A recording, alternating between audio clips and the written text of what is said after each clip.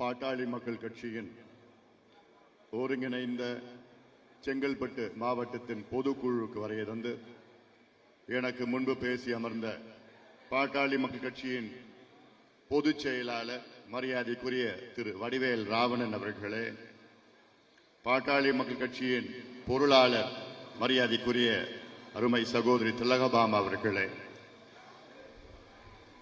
இந்த பொதுக்குழு கூட்டத்தை ஒருங்கிணைந்து மிக சிறப்பாக நடத்தி கொண்டிருக்கின்ற பாட்டாளி மக்கள் கட்சியின் தலைமை நிலை செயலாளர் பேராசிரியர் செல்வகுமார் அவர்களே, இளைஞர் சங்கத்தின் மாநில செயலாளர் என்னுடைய அருமை தம்பி பொன் கங்காதரன் அவர்களே, மாநில அமைப்பு தலைவர் மரியாதைக்குரிய டிஎம்டி திருமாவளவன் அவர்களே, இந்த ஒருங்கிணைந்த பொதுக்குழு கூட்டத்தை மிக சிறப்பாக நடத்தி கொண்டிருக்கின்ற மாவட்ட செயலாளர்கள், குறிப்பாக கணபதி அவர்கள், வெங்கடேசன் அவர்கள், தாயார் ஏழுமலை அவர்கள், தம்பி நிர்மல்குமார் அவர்கள், மாவட்ட தலைவர்கள் சதீஷ் அவர்கள், கருப்பசாமி அவர்கள், பார்த்த சாரதி அவர்கள், பச்சையப்பன் அவர்கள் மற்றும் செங்கல்பட்டு தெற்கு மாவட்டத்தை சார்ந்த நிர்வாகிகள், குறிப்பாக பாசோ கருணாகரன் அவர்கள், சகாதேவன் அவர்கள், ராசா அவர்கள், கேசவன், தேவராஜ், பிரபாகரன், சங்கர்,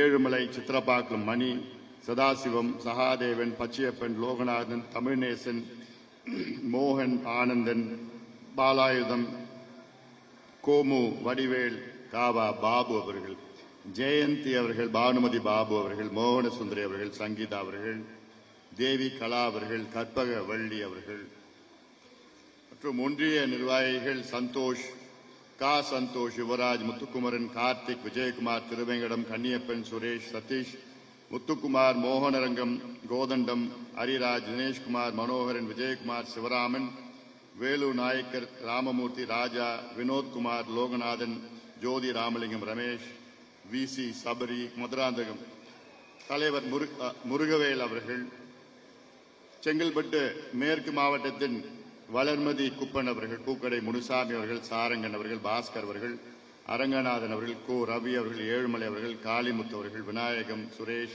பாலசுந்தரம் அவர்கள், ரேணுகண்ணன் அவர்கள், சண்முகம் அவர்கள், ரங்கநாதன், மணிகண்டன், மதி, ராஜகேசவன், ராஜேந்திரன், தணிகாச்சலம் அவர்கள், டேவிட் அவர்கள், செங்கல்பட்டு வடக்கு மாவட்டத்தின் பிரேமா சிவலிங்கம் அவர்கள், மோகன சுந்தரம் அவர்கள், கோவிந்தராஜ் அவர்கள், மோகன்ராம் அவர்கள், சண்முகம் அவர்கள், மணிவண்ணன் அவர்கள், சத்ரியன் குமார் அவர்கள், உதயகுமார் அவர்கள், கணேசன், குபேந்திரன் அவர்கள், தேவ நாராயணன், சந்துரு, பாலு, திருநாக்கரசு, நிர்மல்ராஜ், மதியழகன், ஆறுமுகம், அருள் தயாளன் அவர்கள், மத்திய மாவட்டத்தின் நிர்வாகிகள், குறிப்பாக PVK வாஸ் அவர்கள், கணேசமூர்த்தி அவர்கள், காரணை ராதா அவர்கள், தேவராஜ் அவர்கள், இளந்தோப்பு வாஸ் அவர்கள், நாகராஜ் அவர்கள், தட்சிணாமூர்த்தி அவர்கள், சக்கரபாணி அவர்கள், சதீஷ், ஜெனிமா, பிரியதர்ஷினி அவர்கள், உஷா வேல் அவர்கள், சத்யா அவர்கள், சரவணன், பாபு, தனுஷ், தீனதயாளன், சதீஷ், குமரன், பாலாஜி, ராஜசேகர், மோகன், சுந்தர், சீனிவாசன், ஹரிகிருஷ்ணன், முத்துக்குமார், ருத்ரகுமார், சத்யா, பாலாஜி, ஹரிகிருஷ்ணன், தணிகாச்சலம், கணபதி, குமார், மதன், பத்மநாபன், பாலராமன், தினேஷ், சுரேஷ், தமிழ் அரசு அவர்கள் மற்றும் யார் பேர் விட்டு போச்சா, விநாயகம், நம்ம சித்திரவேல், வேறு யார் இருக்கா, ஓரளவுக்கு எல்லாம் சொல்லியாச்சா. என்னை அன்போடு எழுச்சியோடு வரவேற்ற என்னுடைய அன்பு தம்பி சபரி அவர்கள்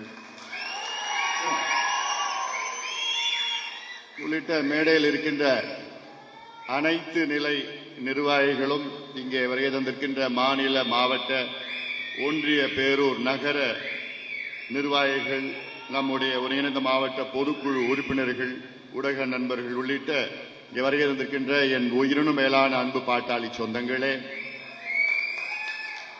உங்கள் அனைவருக்கும் இந்த அன்புமணி ராமதாசன் பணிவான வணக்கங்கள். உங்களை இன்று சந்திப்பதில் எனக்கு மிக்க மிக்க மகிழ்ச்சி.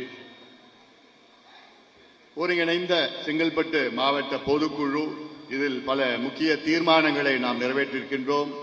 இந்த மாவட்டத்தை சார்ந்த முக்கிய பிரச்சனைகள், குறிப்பாக மதுராந்தகம் ஏரி பிரச்சனை, பக்கிங்ஹாம் கால்வாய் பிரச்சனை, நம்முடைய பெருங்குடியில் அங்கிருக்கின்ற குப்பை எரிக்கின்ற அந்த பிரச்சனை, நம்முடைய பள்ளிக்கரணை சதுப்பு நிலம் பாதுகாப்பு பிரச்சனை, இது போன்ற பல பிரச்சனைகள் இந்த மாவட்டத்தில் இருக்கிறது.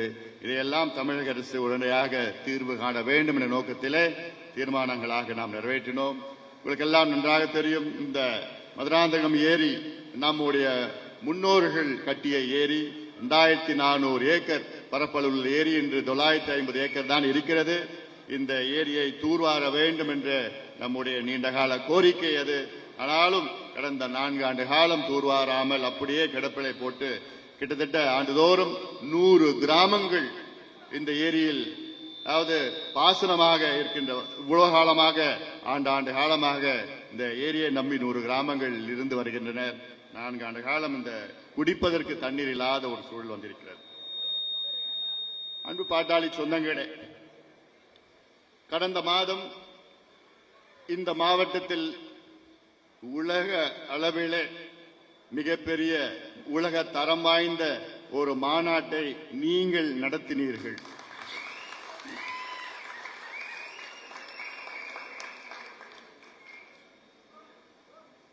இதை உங்களை நான் வழி நடத்தினேன், அவ்வளவுதான்.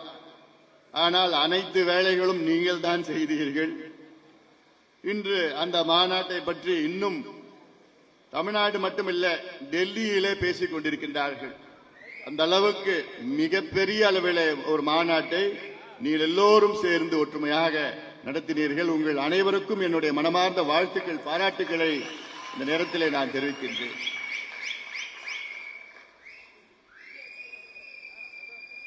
பன்னிரண்டு ஆண்டுகளுக்கு பிறகு இந்த மாநாட்டை நாம் நடத்தி, சமூக நீதி எங்களுக்கு வேண்டும், எங்களுக்கு படிப்பு வேண்டும், எங்களுக்கு வேலைவாய்ப்பு வேண்டும், சுயமரியாதையாக நாங்கள் வாழ வேண்டும், எங்களுக்கு முன்னேற்றம் வேண்டும் என்ற நோக்கத்திலே லட்சக்கணக்கான நம் சொந்தங்கள் இந்த மாநாட்டிலே பங்கேற்று, இது வன்னியர் சமுதாயத்தில் மட்டுமல்ல, அனைத்து நிலை மக்கள், அடித்தள மக்கள், ஒடுக்கப்பட்ட வஞ்சிக்கப்பட்ட மக்கள் அனைவரும் முன்னேற வேண்டும் என்ற நோக்கத்திலே நம்முடைய மாநாட்டை நாம் நடத்தினோம்.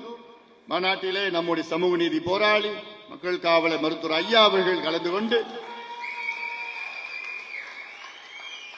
தமிழ்நாட்டின் வளர்ச்சி என்னென்ன நமக்கு தேவைகள், இந்திய அளவிலே பிரச்சனைகள், குறிப்பாக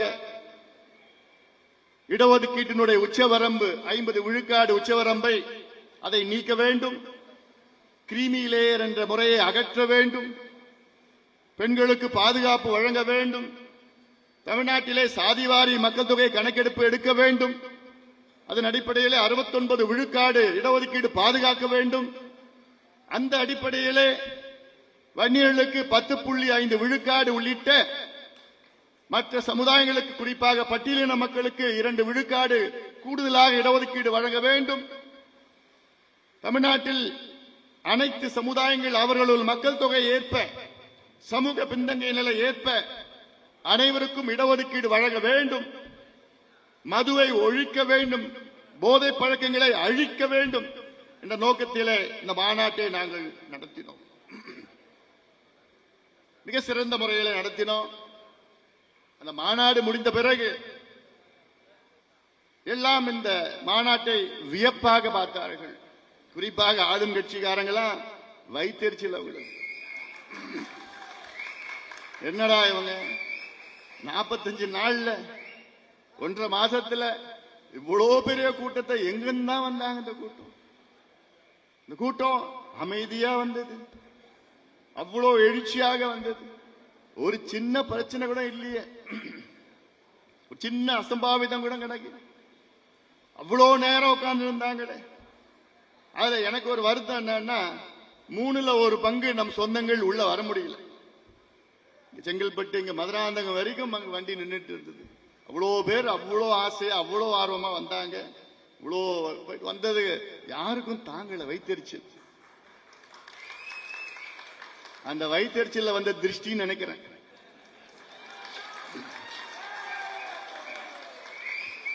அதன் பிறகு நடந்த சம்பவங்கள் எல்லாம். ஆனாலும் அதையெல்லாம் அந்த திருஷ்டியெல்லாம் போயிடுச்சு. இதற்கு பிறகு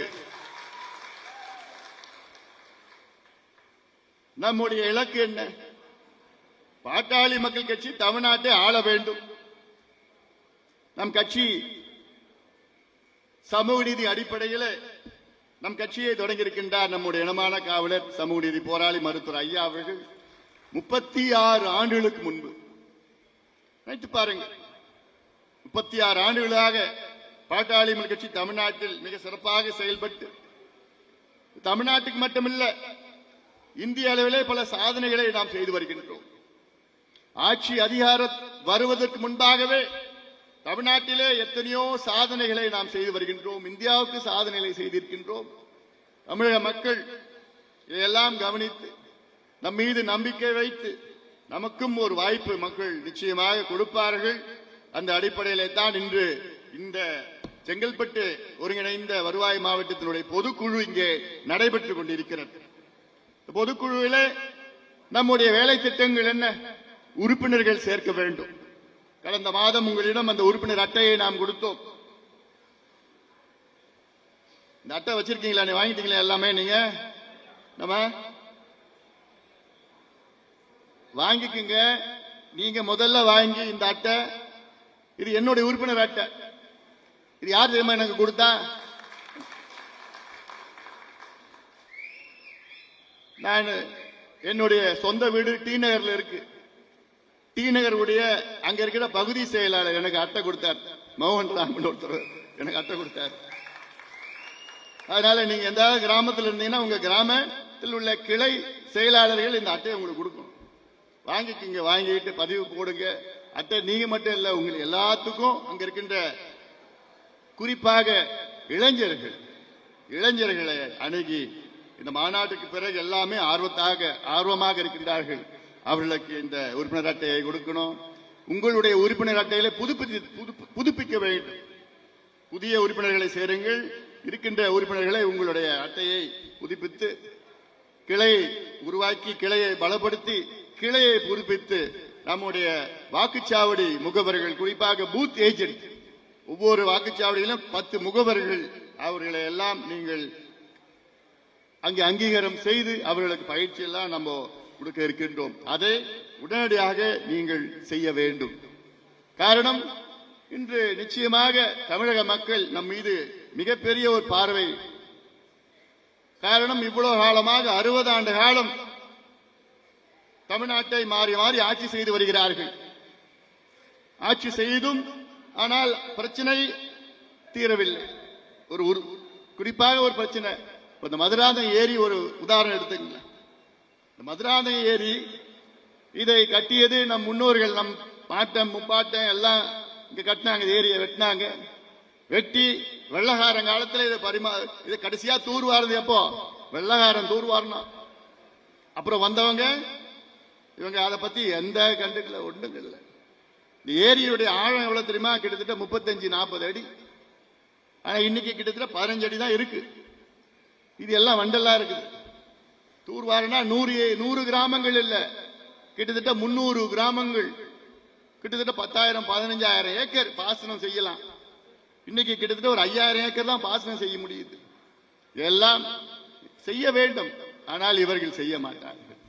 அதுவும் குறிப்பா இப்ப இருக்கிற திமுக ஆட்சி, முதலமைச்சர் ஸ்டாலின் அவர்களுக்கு என்ன நடக்குதுன்னே தெரியல. அதனால்தான் நான் சொன்னேன், காலையில கூட திருவள்ளூர்ல நான் பேசினேன். தமிழ்நாட்டில் நடந்து கொண்டிருக்கின்ற ஆட்சி மக்கள் விரோத ஆட்சி, சமூக நீதிக்கு எதிரான ஒரு ஆட்சி, பெண்களுக்கு எதிரான ஒரு ஆட்சி, இளைஞர்களுக்கு எதிரான ஒரு ஆட்சி. இந்த ஆட்சியில எங்க பார்த்தாலும் கொலை கொள்ளை நடந்து கொண்டிருக்கிறது. எங்க பார்த்தாலும் கற்பழிப்பு, பெண்கள் பாலியல் வன்கொடுமை, பெண்கள் வெளியில பாதுகாப்பா போக முடியல, எங்க பார்த்தாலும் சீண்டல்கள் இருக்கிறது. இதெல்லாம் ஒரு முற்றுப்புள்ளி வைக்க வேண்டும். அதற்கு இங்கு வருகை தந்திருக்கின்ற அத்துணை நிர்வாகிகளும் நீங்கள் இங்கே சொல்கின்ற செய்தி எல்லாம் நீங்கள் உள்வாங்கி உங்களுடைய பகுதி, உங்களுடைய கிராமம், உங்களுடைய தொகுதி, உங்களுடைய ஒன்றியம் அத்தனையெல்லாம் பிரச்சாரமாக மேற்கொள்ள வேண்டும். ஏன்னா காலம் வந்துவிட்டது. இன்னும் 8-10 மாதத்திலே தேர்தல்.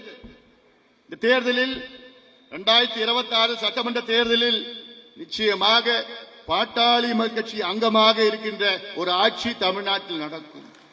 கூட்டணி ஆட்சியில் நாம் அங்கமாக இருப்போம். ஆனாலும் அதுல எனக்கு ஒரு வருத்தம். ஒரு காலத்தில் நம்ம சொன்னோம், மாற்றம் முன்னேற்றம், நாம் ஆள வேண்டும் என்று சொன்னோம். ஆனால் இன்றைக்கு இன்னும் தேர்தலுக்கு இன்னும் சற்று 10-8 மாதம் தான் இருக்கு. ஆனாலும் பரவாயில்லை, கூட்டணி ஆட்சி நாம் இருப்போம். நாம் இருக்கின்ற கூட்டணி ஆட்சி நிச்சயமாக இருக்கும்.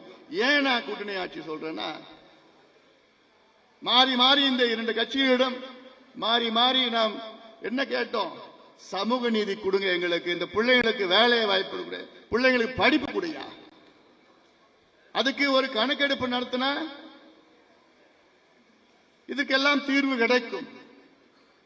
நம்முடைய மருத்துவர் ஐயா அவர்கள் தொடக்க காலத்திலிருந்து அப்பொழுது எம்ஜிஆர் அவர்களை சந்தித்து, கலைஞர் அவர்களை சந்தித்து, ஜெயலலிதா அம்மையாரை சந்தித்து, எடப்பாடி பழனிசாமி அவர்களை என்று ஸ்டாலின் அவர்களை சந்தித்து, சாதிவாரி கணக்கெடுப்பு நடத்துங்கள், தமிழ்நாட்டிலே நடத்துங்கள், வன்னியர்கள் உள்ளிட்ட அனைத்து பின்தங்கிய சமுதாய மக்களுக்கு இடஒதுக்கீடு வழங்குங்கள், அவருக்கு படிப்பை கொடுங்க. வேற என்ன நம்ம கேட்டோம்? நம்ம சுயமரியாதையோட வாழணும். ஆனா அதையெல்லாம் அழிச்சுட்டு என்ன பண்ணிட்டாங்க? இந்த பிள்ளைங்களுக்கு சாராயத்தை கொடுத்துட்டாங்க. சாராயம் பத்தாம இப்போ பொட்டலம் கொடுக்கறான், போதையை கொடுக்கறான், கஞ்சா கொடுக்கறான், அபின், காக்கேன், ஹெரோயின், என்னென்ன அமெரிக்காவில் என்னென்ன போதை பொருட்கள் இருக்கிறதோ அதையெல்லாம் நம்ம பள்ளிக்கூடம் கல்லூரி வாசல் வித்துட்டு இருக்கிறான். ஆளுங்கட்சிக்கு தெரியாம விற்கிறாங்க, காவல்துறைக்கு தெரியாம விற்க முடியும்? ஒண்ணும் பண்ண எல்லாருக்கும் தெரியும், விற்கிறாங்கன்னு தெரியும்.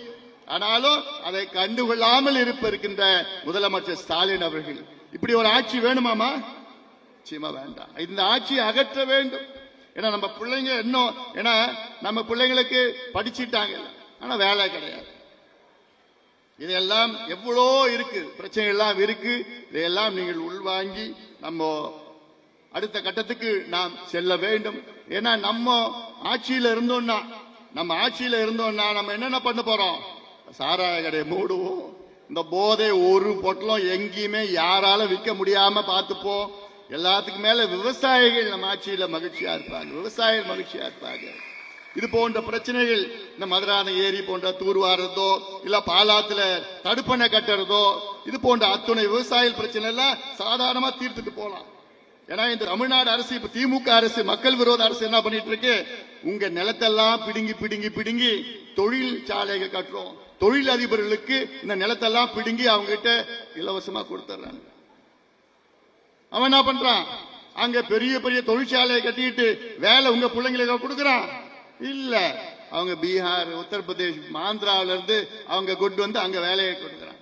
நம்ம பிள்ளைங்க எல்லாம் பார்த்துட்டு வீடும் இல்ல, நிலமும் போயிடுச்சு, வாசலும் போயிடுச்சு, எதுவும் இல்லாம நடு ரோட்ல நின்றுட்டு இருக்கிறோம். இதுதான் திமுக. அதனால திமுக மிக மிக, அதாவது சமூக நீதிக்கு எதிரான ஒரு கட்சி திமுக. ஆனா வசனம் மட்டும் பேசுவானுங்க, வசனம் மட்டும் பேசிடுவாங்க. நாங்க எங்க தாத்தா தந்தை பெரியார், எங்க கொள்ளு தாத்தா, எங்க பாட்டன் கலைஞர், இப்படி எல்லாம் பேசி கீசி சமூக நீதி எங்கள் உயிர் மூச்சு, சமத்துவம், சமூக நீதி, சாதி ஒழிப்பு, இப்படி எல்லாம் வசனம் பேசி பேசி உங்களை ஏமாத்திட்டு இருக்கிறான். அவங்களுக்கும் சமூக நீதிக்கும் சம்பந்தமே கிடையாது.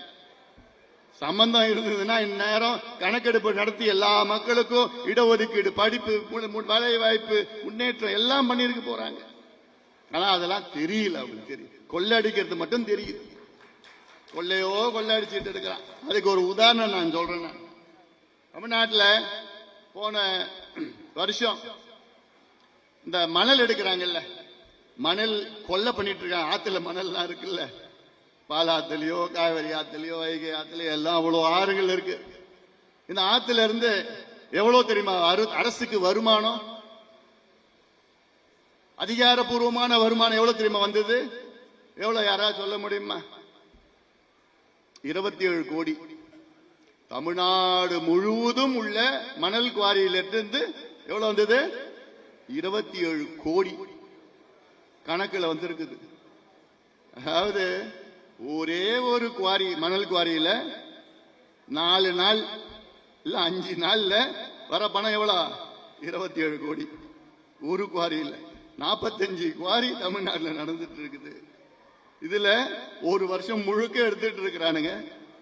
கணக்கு 27 கோடி வருதான் கணக்குல. போன வருஷம் வந்தாங்க, அமலாக்கத்துறை வந்து ரேடு விட்டான். ரேட்ல பார்த்தா அதுல மொத்தமா ஒரு 10 குவாரியில 4800 கோடி கொள்ளடிச்சு வச்சிருக்கிறான். 4800 கோடிக்கு. அது வந்து சும்மா மேலோட்டமா இப்படி கொள்ளையோ கொள்ளடிச்சுக்கிட்டு மக்களை ஏமாத்திக்கிட்டு மக்களை பிச்சைக்காரனை அடிமையாக 1000 ரூபாய் கொடுத்தாங்கன்னா அவ்வளவுதான், முடிஞ்சு போச்சா? எல்லாம் நாங்க பெண்களுக்கு உதவி கொடுக்கிறோம், 1000 ரூபாய் என்ன வச்சு எவ்வளவு நாளும் அந்த 1000 ரூபாய் இந்த கையில வாங்கி இந்த கையில எங்க போகுது? டாஸ்மார்க் கடைக்கு தான் போகுது. அந்த டாஸ்மார்க்ல ஊழல். அதையும் 2 மாதத்துக்கு முன்பு அமலாக்கத்துறை ஒரு ரேட் பண்ணானுங்க. அதுல பார்த்தா 1000 கோடி ரூபாய் அது மேலோட்டமா கீறினாங்க. 1000 கோடி கண்டுபிடிச்சான். உள்ள நோண்டினாங்கன்னா 40,000 50,000 கோடி கொள்ளடிச்சு இதெல்லாம் தேர்தல் நேரத்தில் உங்களுக்கு பணம் கொடுப்பான், காசு கொடுப்பான், எல்லாம் பண்ணிட்டு இருக்க போறாருங்க.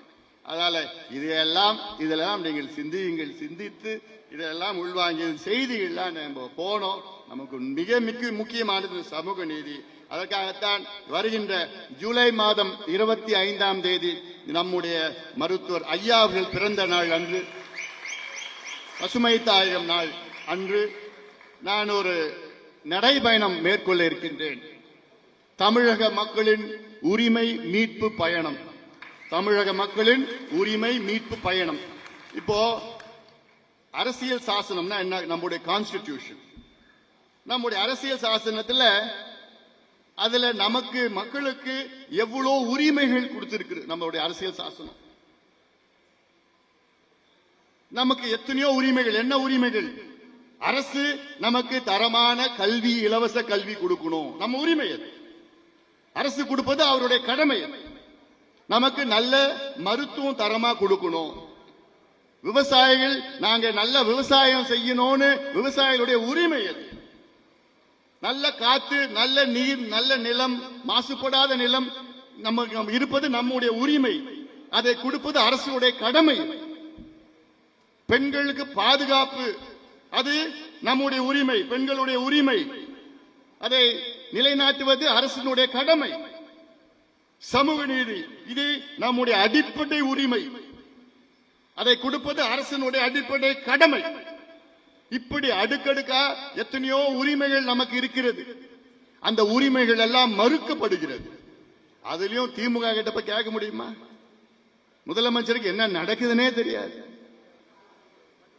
இப்படி போய் இவங்க கிட்ட போய் கேட்டு, ஆனாலும் அதனால்தான் நான் தமிழக மக்களுடைய உரிமை மீட்பு பயணம், அதை நடைபயணம், இது வரைக்கும் நான் கிட்டத்தட்ட ஒரு 10 நடைபயணம் நான் மேற்கொண்டிருக்கிறேன். பாலாத்தை காப்போம், காவிரியை காப்போம், தாமிரபரணி காப்போம், இப்படி எல்லாம் 10 நடைபயணம் நான் மேற்கொண்டிருக்கிறேன். 2 நாள் 3 நாள் 4 நாள் 5 நாள் பண்ணிருக்கிறேன். நான் இந்த நடைபயணம் 100 நாள் நம்முடைய அதுவும் எங்க ஆரம்பிக்க போறேன்? திருப்போரூர், இந்த மாவட்டத்தில், செங்கல்பட்டு மாவட்டத்தில் திருப்போரூர் நம்ம முருகனை பார்த்துட்டு நடைபயணம் மேற்கொள்ள இருக்கிறேன். நான் எல்லாம் தமிழ்நாடு முழுவதும் நான் போறேன். கன்னியாகுமரி, இந்த பக்கம் அந்த பக்கம், மேற்கு தெற்கு எல்லாம் போட்டு இதுதான். அதாவது இதுல 10 கோரிக்கைகள் வைத்து என்னுடைய நடைபயணம். 10 கோரிக்கைகள் இந்த 10 உரிமைகள். அதுல பார்த்தா சமூக நீதிக்கான உரிமை, ரைட் டு சோசியல் ஜஸ்டிஸ். சமூக நீதிக்கான உரிமைனா என்ன? நம்ம சுயமரியாதையுடன் வாழ வேண்டும். சுயமரியாதை எப்படி வாழலாம்? நம்ம பிள்ளைங்களுக்கு படிப்பு கிடைக்கணும், படிச்ச பிள்ளைங்களுக்கு வேலை கிடைக்கணும். வேலை கிடைச்சதுன்னா நீங்க போறது, இங்க கொடுக்குறது 1000 ரூபாய் 2000 ரூபாய் எதுவும் வேணாயா. சுயமரியாதை நாங்க வாழணும். ஏன் உங்ககிட்ட கையேந்த எங்களுக்கு தேவையில்லை, அவசியம் இல்லை. அரசியல் சாசனத்தை எங்களுக்கு உரிமைகள் கொடுத்திருக்கிறாங்க. அந்த உரிமைகளை நீங்க கொடுத்தா போதும், உங்க கடமை. அதாவது அடுத்தது வன்முறை இல்லா வாழ்வுக்கான மகளிர் உரிமை, women's right to live free from violence. அதாவது பெண்கள் இன்னைக்கு ராத்திரில இல்ல, சாயங்காலம் வெளியில போக முடியல.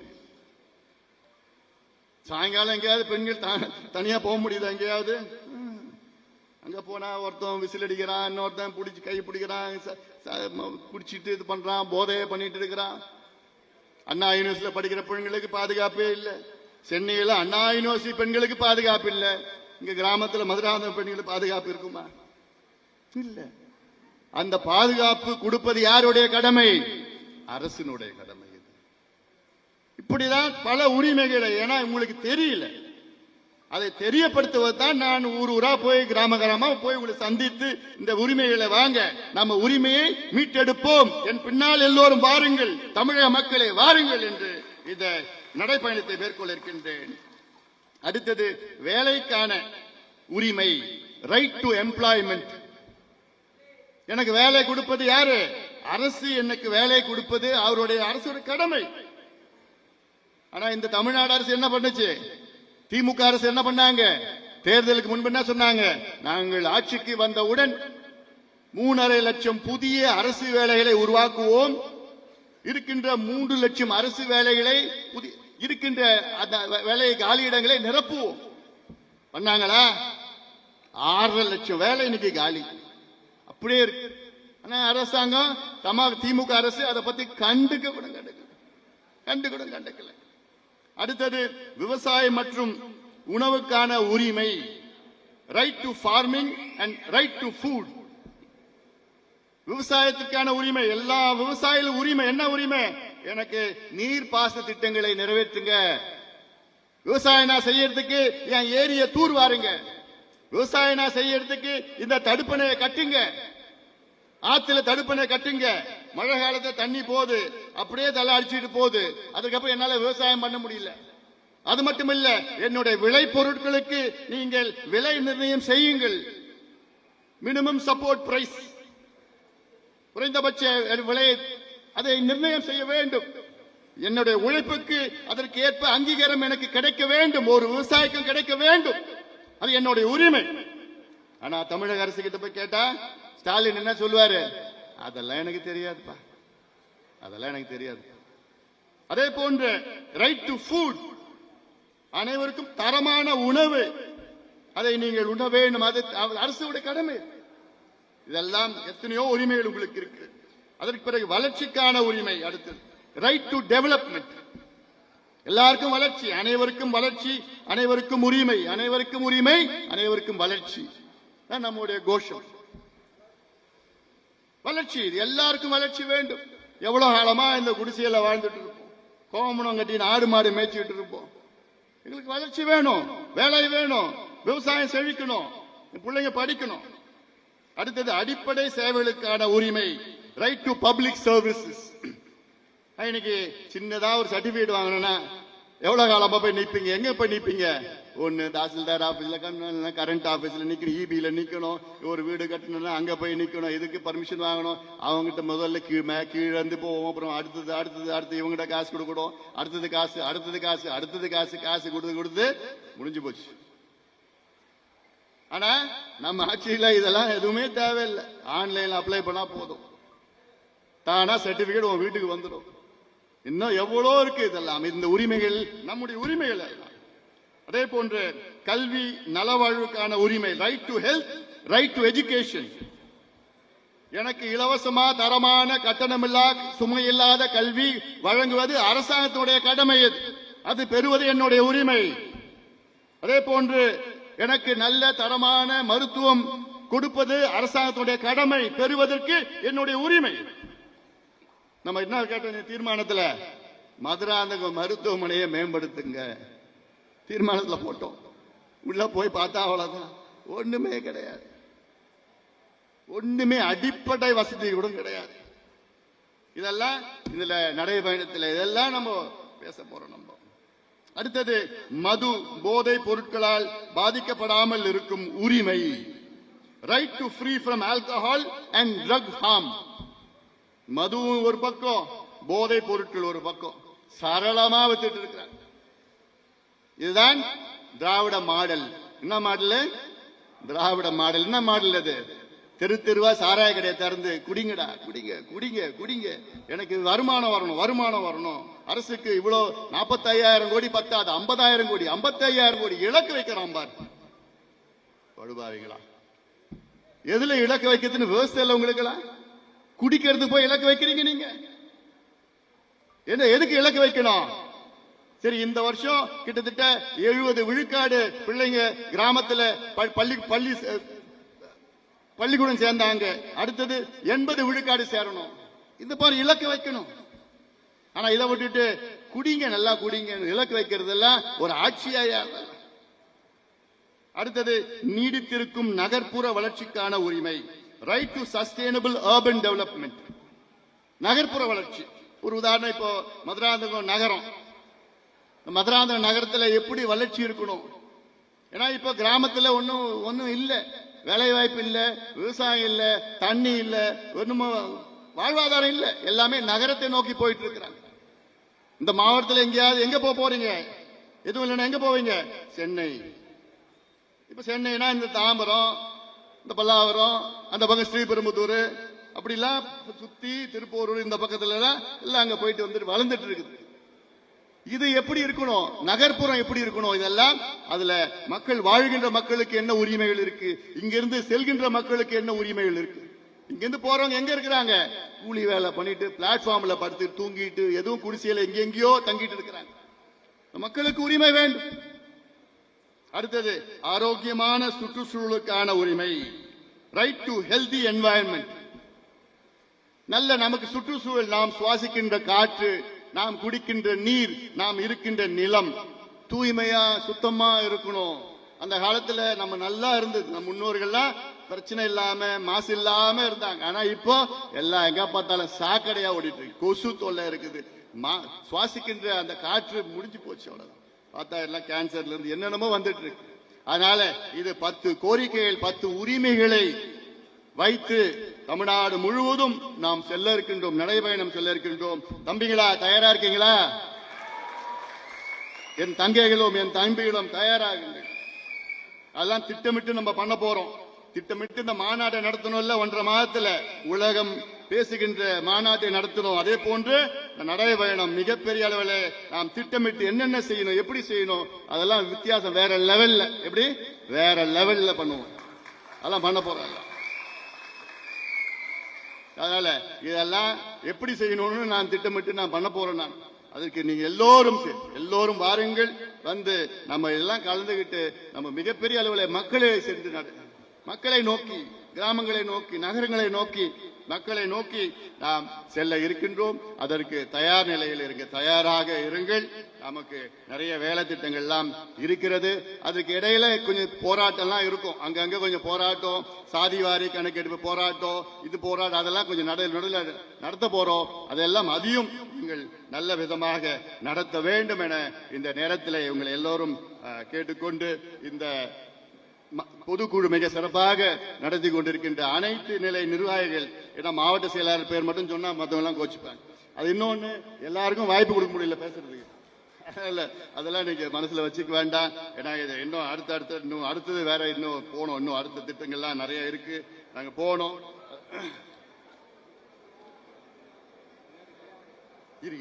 பேசிட்டு இருக்கீங்க, என்ன பண்ணிட்டு இருக்கீங்க? போனோம். அந்த வகையில நீங்கள் எல்லோரும் தயார் நிலையில் இருங்கள். அதனால எல்லாமே நம்ம எல்லாம் ஒற்றுமையாக ஒன்றாக இணைந்து செயல்பட வேண்டும். நமக்குள்ள எந்த வேற்றுமையில் இருக்கக்கூடாது. இன்னொரு ஒரு வேண்டுகோள், என் தம்பிகளுக்கும் தங்கைகளுக்கும் வேண்டுகோள் என்னன்னா, இந்த பதிவை நமக்குள்ளே பதிவுலாம் போட வேண்டாம். நமக்குள்ள எந்த பதிவு அந்த பதிவுலாம் யாரும் போடாதீங்க, அதான் தவிர்க்க வேண்டும். நமக்கு பதிவு யாருக்கு எதிர்த்து போடணும்?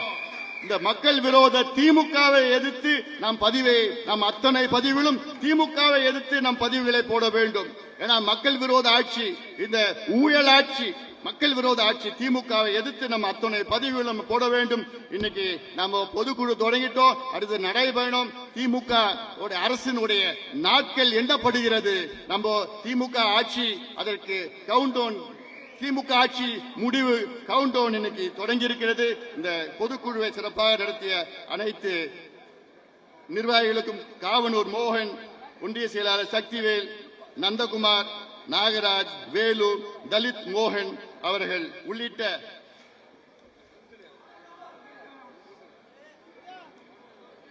DND தினேஷ் குகன் அவர்கள், ஒன்றிய செயலாளர் திருக்கழிகுன்றம் வடக்கொன்றியம், செங்கல்பட்டு தெற்குமாடு, இதெல்லாம் எல்லாருக்கும் என்னுடைய வாழ்த்துக்கள், பாராட்டுக்களை தெரிவித்து நன்றியோடு இருப்பேன். ஒன்றிய செயலர் ராமகிருஷ்ணப்பா, எல்லா பேரும் சொல்லிட்டேன்பா. நான் எல்லாருக்கும் நன்றி. பத்திரமா வீட்டுக்கு போங்க. நான் சொன்ன வேலை திட்டங்கள்லாம் உறுப்பினர் அட்டையிலிருந்து, எல்லா கிளை புதுப்பித்தலிருந்து, நம்ம வாக்குச்சாவடி முகவர்கள் இருந்து, நம்முடைய நடைபயணத்தை எல்லாத்தையும் தயார் நிலையில சுவர் விளம்பரம் எல்லாம் அதிகாரப்பூர்வமா உங்களுக்கு வரும். அந்த சுவர் விளம்பரம் எல்லாமே எழுத ஆரம்பிச்சிருங்க. மிகப்பெரிய நாம் வெற்றி பெறுவோம், வெல்வோம். நன்றி.